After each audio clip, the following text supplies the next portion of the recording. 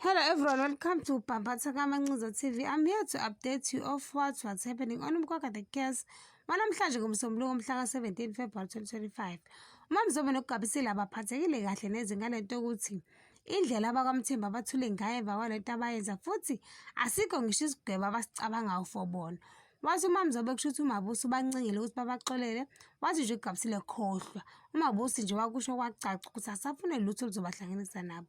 Wathi uGabisile umuntu ongase abaxolele uZamcolo ngoba yena unomoya osheshayo ukuxola. Kuthe kusenjalo kwaqhamuka uDefa wathi yeni na anyaka bakwaMthembu benze ngendlela yabo, nyaka kulokhu nikhuluma itsambatheka lana. Washo benxapha uDefa ephuma kanjalo. Usifacile noDefa baba baza ukuthi uZamcolo beyazi yonke le tsambatheka kaMamZobe noGabisile, kodwa akazange enze lutho futhi wakhetha ukusithulela.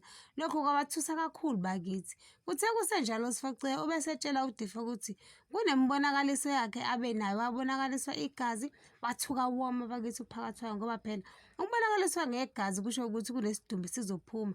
Lokho akuzange kubaphathe kahle shem. Ulwazi uyeGabisile uyoqinisekisa ukuthi ngempela yonke lento ayizwayo ayihlangene yini naye. Uthena nje eqhamuka uGabisile wambuza ngoshofa, "Lwazi ufunani lana?" Wavele nje wathi uLwazi, "Gabisile, ngicela ungitshele ukuthi lento engizwayo ikhulunywa amanga please." Akabange esaphendula uGabisile emva kwalapho uvele wasidinda isilo sikaNandi.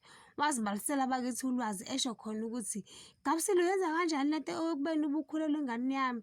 Washo nokuthi ekhaya kubo bamxwayisa yena akazange alalele, waze waqalekisa ngisho usuku abonana ngalo noNobuntu wamnika imali ukuthi abe upartner kaGabisile nge-matric dance. Lapho akasakhali kanjena uGabisile. Washo nokuthi akayekele kulokhu ekhala izinimbe zengwenya lana. Wahamba bakithi uGabisile ebuyela emuva enyonyoba kuhle kukaNikodima. Wasala uLwazi memeza, "Gabisile buya la Gabisile." Wahamba bakithi uGabi G. uMabusi uyisa uZamcolo entabeni bakithi babambene ngezandla. Hey, ungafunga nokuthi bayayiqala lento. Ajabule bakithi noZamcolo aze asho ukuthi uma ekule ndawo uzizwa ekhululekile.